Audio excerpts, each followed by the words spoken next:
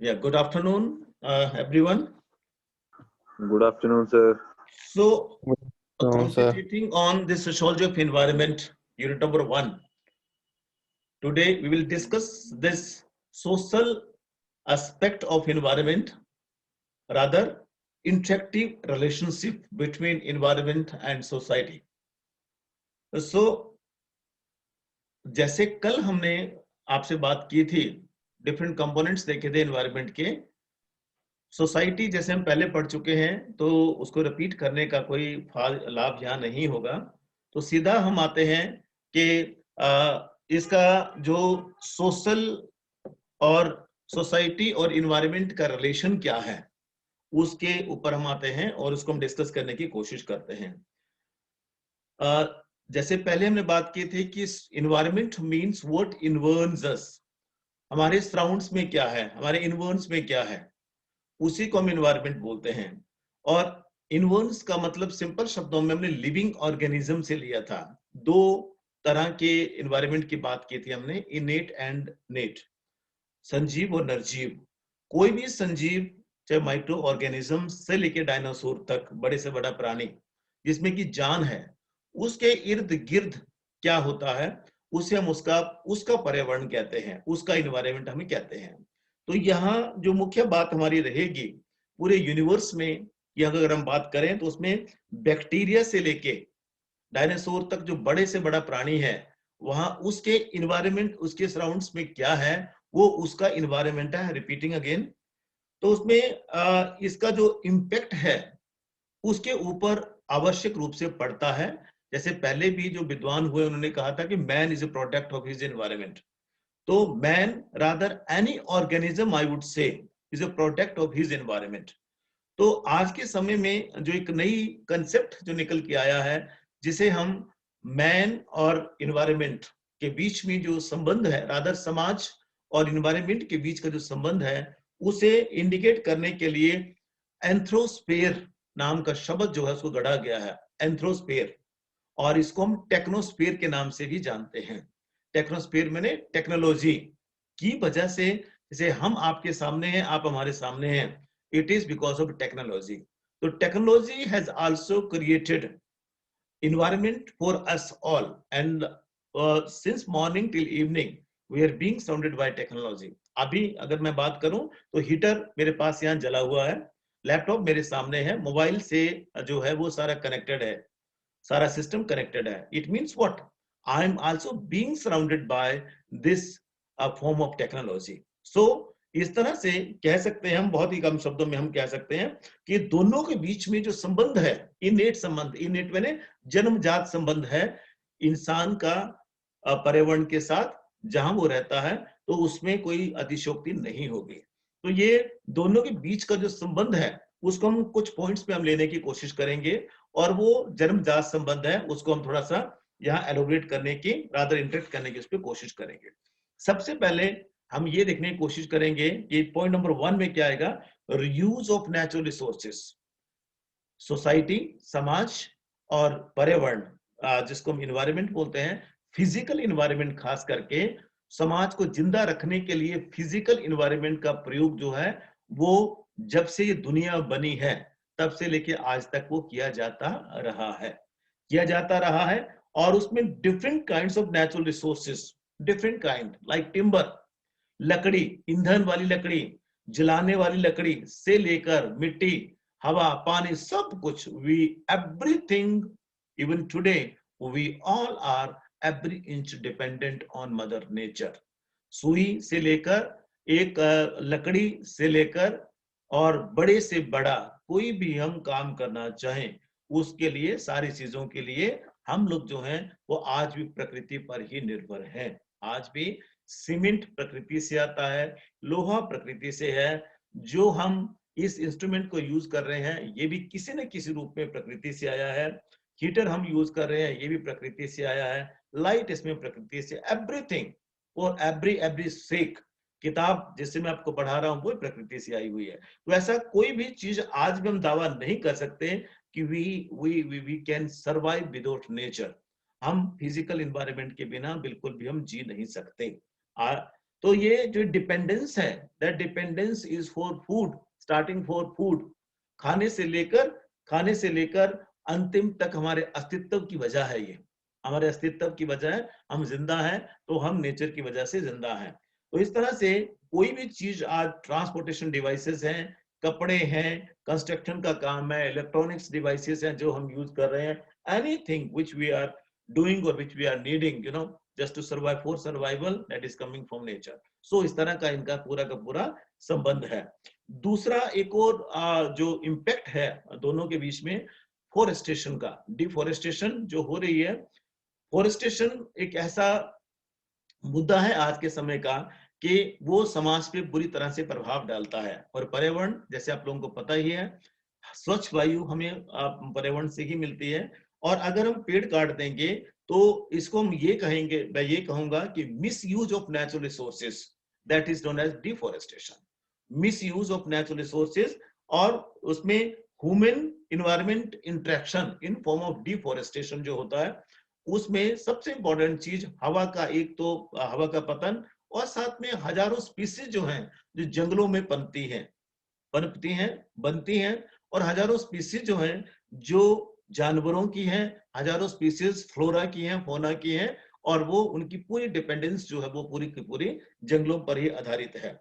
और इसको अगर थोड़ा सा हम देखने की कोशिश करें तो कई तरह के ट्रीज, लकड़ी घर में जलाने से लेकर टिम्बर तक की बड़ी से बड़ी महंगी लकड़ी भी हमें जंगलों से ही मिलती है। थोड़ा डाटा देखने की कोशिश करें तो आज के टाइम में Mexico, Ethiopia, Brazil, America, Congo और इंडिया, भारत, ये ऐसे कुछ एक कंट्रीज हैं जिन्होंने अपने इकोनॉमिक और एग्रीकल्चर नीड के लिए, रोटी की को पैदा करने के लिए कई एकड़, हजारों एकड़ के हिसाब से जंगलों को साफ कर दिया। और जिसकी वजह से बहुत सारे जो चीजें हैं वो इम्बैलेंस्ड हो गई। जैसे हम छोटा सा एग्जांपल देखने की कोशिश करें तो जो रिलेशन है हमारा इस पर्यावरण के साथ, रादर जंगलों के साथ, फॉरेस्ट के साथ, वो कैसा है। फूड के लिए अगर हम देखें, फूड के लिए छोटा सा एक मक्का का पौधा या कनक का पौधा से लेकर बड़े से बड़ा पौधा, बड़े से बड़ा पेड़, जो कि हमारे घर में टिम्बर, लकड़ी के लिए, हमारे दरवाजे बनाने के काम आता है, किसी भी तरह से जो भी हम काम में लाते हैं, वो सारा का सारा। और जंगलों से आने वाले पानी की वजह से फिश पैदा होना, चिकन पैदा होना, मटन पैदा होना, जानवर पैदा होना, घास पैदा होना, सारा का सारा हमारी सारी डिपेंडेंस उन्हीं के ऊपर है। देन उसके बाद मेडिकेशन के लिए, मेडिकेशन में दवाइयों का प्रयोग के लिए हजारों तरह की जो भी दवाइयां आज भी बनती हैं, उन दवाइयों को बनने के लिए जड़ी बूटियों का, जो नेचुरल हर्ब्स हैं और सबर्ब्स हैं, उनका प्रयोग किया जाता है।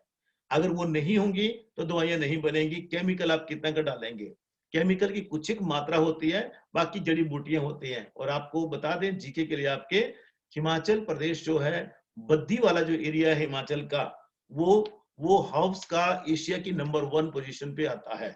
एशिया में जितने भी दवाइयों बनाने की फैक्ट्रियां तो यहाँ नहीं है, परंतु जो कच्चा माल जो यहाँ होता है वो उसके हिसाब से नंबर 1 पे हम लोग हैं।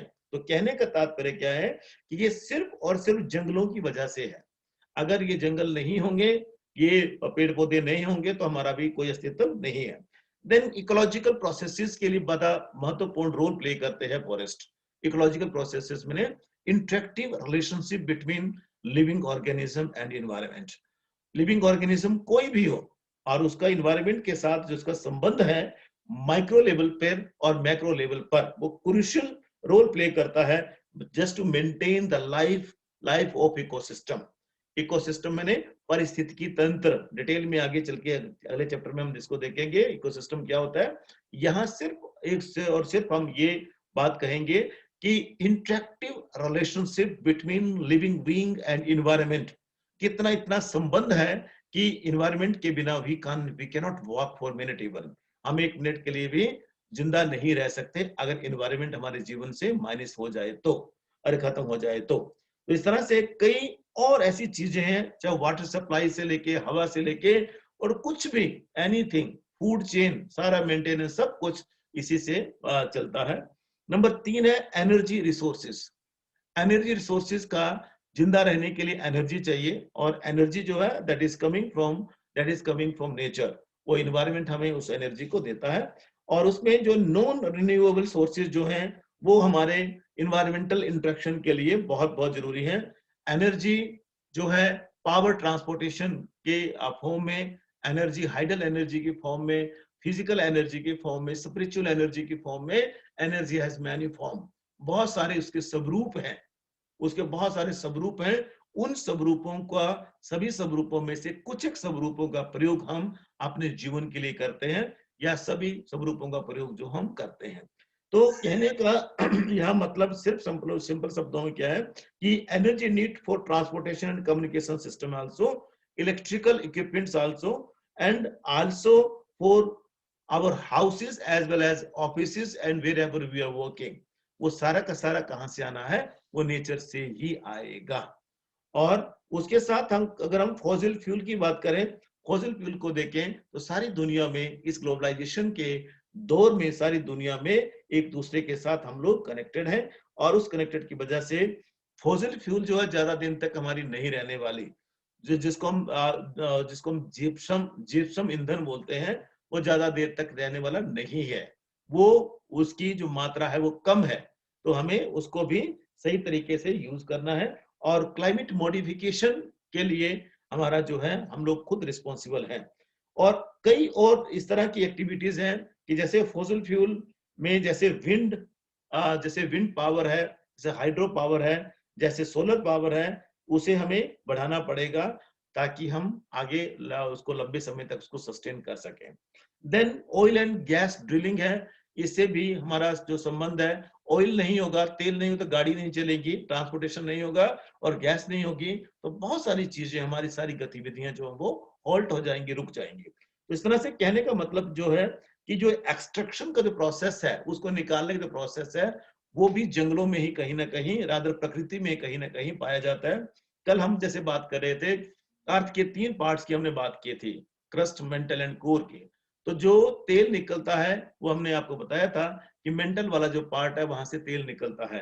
तो वो anything which we are using daily, that is coming from nature directly, और ये समाज के ऊपर बहुत ज्यादा प्रभाव डालता है। और वो देश, वो स्थान जहां ये प्रचुर मात्रा में पाया जाता है, वो स्थान जो है वो पूरे देश है, वो बहुत ही ज्यादा अमीर देश है। और जहां नहीं पाया जाता, जिसको खरीदते हैं, जो खरीदते हैं इसको, वो गरीब देश हैं, जो बेचते हैं वो अमीर देश हैं।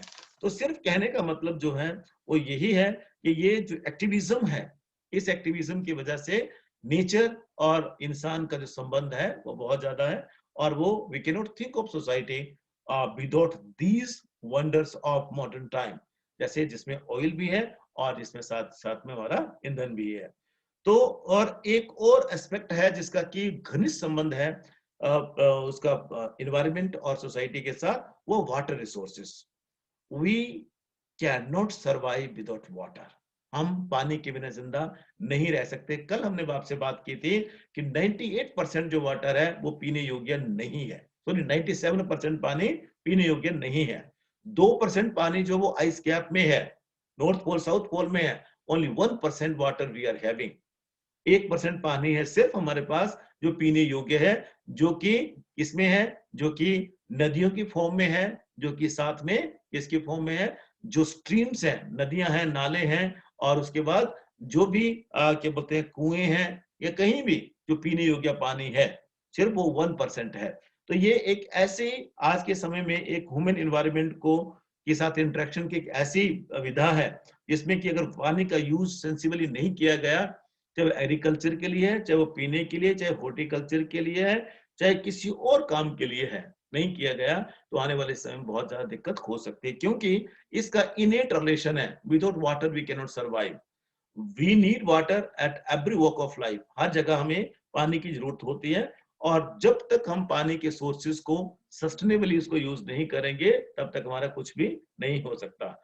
रिसाइकलिंग ऑफ वाटर बहुत बहुत इंपॉर्टेंट आज के समय की एक्सट्रीम नीड है हमारे समय की। और उसमें चाहे एग्रीकल्चर नीड है हमारी, चाहे इंडस्ट्रियल नीड है हमारी, चाहे वो और कोई percentage of consumption of water that is to be reduced so that we can use this water for drinking and for the use of human being only.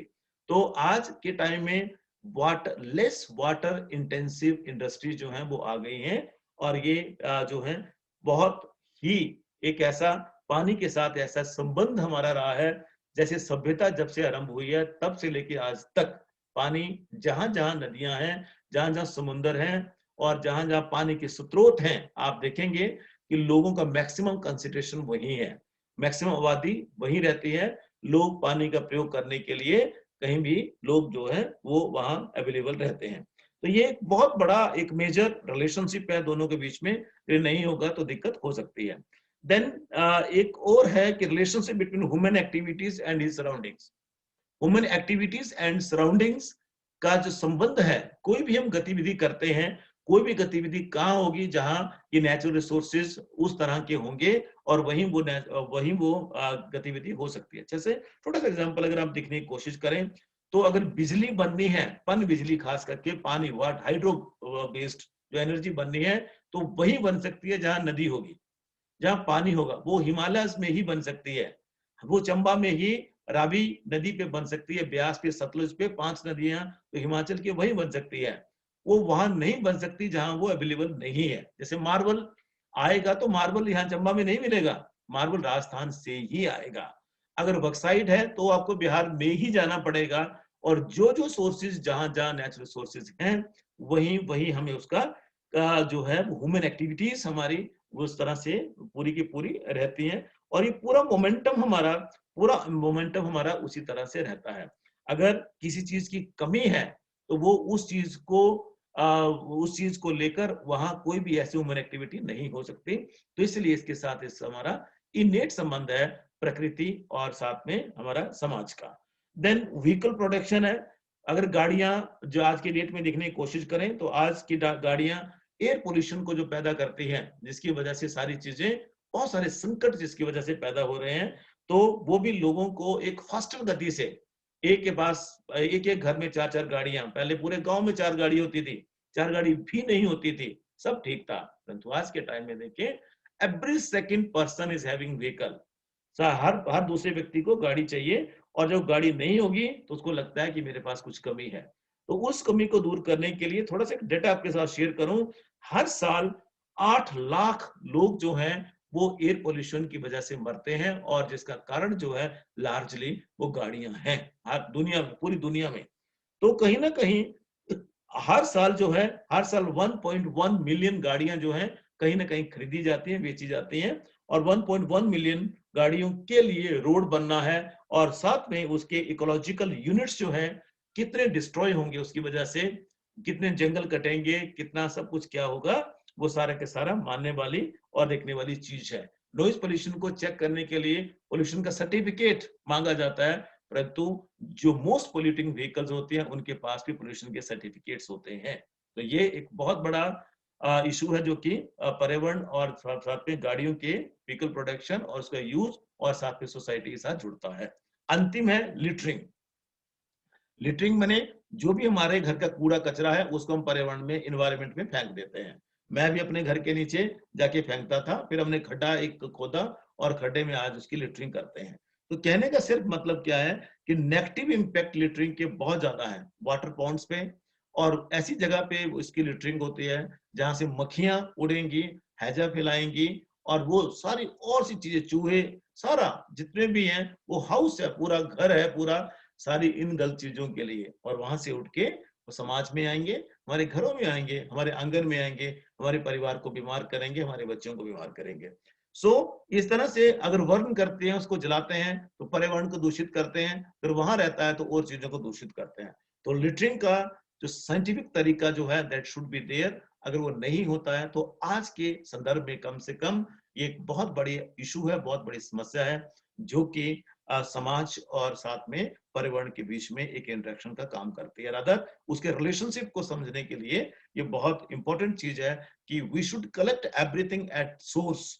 अगर जब तक हम सोर्स पे उसको कलेक्ट नहीं करेंगे, we can not check this problem. हम उस प्रॉब्लम को चेक नहीं कर सकते।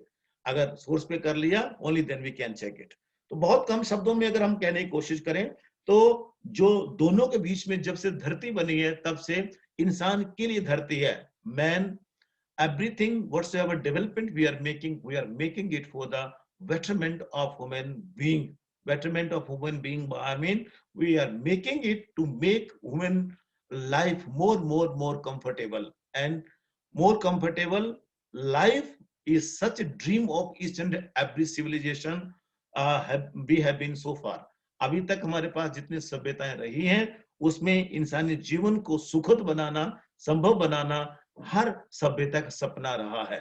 जब वो हर सभ्यता का सपना है तो अनडाउटली हम भी उस सभ्यता के सपने को पूरा करें, परंतु in relation with by just establishing good and sustainable harmonious relationship with nature. Otherwise nature will react करेगी, respond करेगी, और उसका जो नतीजा होगा वो बहुत खतरनाक होने वाला है, वो बहुत भयानक होने वाला है। तो आज के समय में जो दोनों के बीच में जो रिलेशनशिप है, एनवायरनमेंट और सोसाइटी के बीच में जो रिलेशनशिप है, उस रिलेशनशिप को हम देखने की कोशिश करें, और जब तक ये रिलेशनशिप नहीं रहेगा, रादर अगर डिस्टर्ब होता है तो अनडाउटली बहुत सारी ऐसी चीजें होने वाली हैं या होंगी जिसका कि शायद जवाब देना हमारे लिए बहुत मुश्किल हो जाएगा, और आने वाले समय के लिए उसको कोप करना भी शायद बहुत ज्यादा मुश्किल हो जाएगा। विद बेस्ट गुड विशेस, भगवान करे ये रिलेशनशिप बना रहे।